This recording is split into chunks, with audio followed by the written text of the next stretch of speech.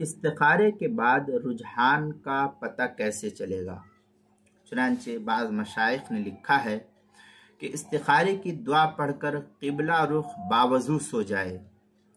اگر خواب میں سفیدی یا سبزی نظر آئے، ہرا پن نظر آئے تو سمجھ لیجئے کہ اس کام میں خیر ہے، اور اگر کالی یا سرخ چیز دکھائی دے تو سمجھ لے کہ یہ کام بہتر نہیں ہے، اس کام کو چھوڑ دے، اس سے بچنا چاہیے۔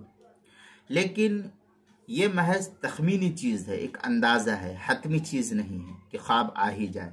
اصل دار و مدار دل کے رجحان پر ہے انسان کا۔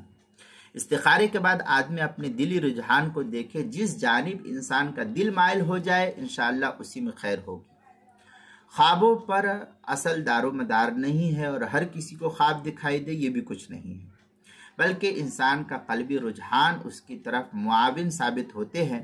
چنانچہ ابن سنی نے روایت نقل کی ہے، نبی اکرم صلی اللہ علیہ وسلم نے حضرت انس رضی اللہ تعالیٰ نے حضرت نبی اکرم صلی اللہ علیہ وسلم کے فرمان نقل کیا، یا انس اذا ہممت بامر فاستخر ربک فیہ 7 مرات۔ اس طریقے کی عبارت جو ہے فتاوی شامی میں نقل کی ہے، جو زکریا بک ڈپو دیوبند کا ہندی نسخہ ہے، اس کی دوسری جلد صفحہ 471 پر، یعنی اے انس، جب تم کسی کام کا ارادہ کرو تو اپنے پروردگار سے 7 مرتبہ استخارہ کرو، پھر اس رجحان کو دیکھو جو تمہارے دل میں ہے، کیونکہ اسی میں خیر ہے۔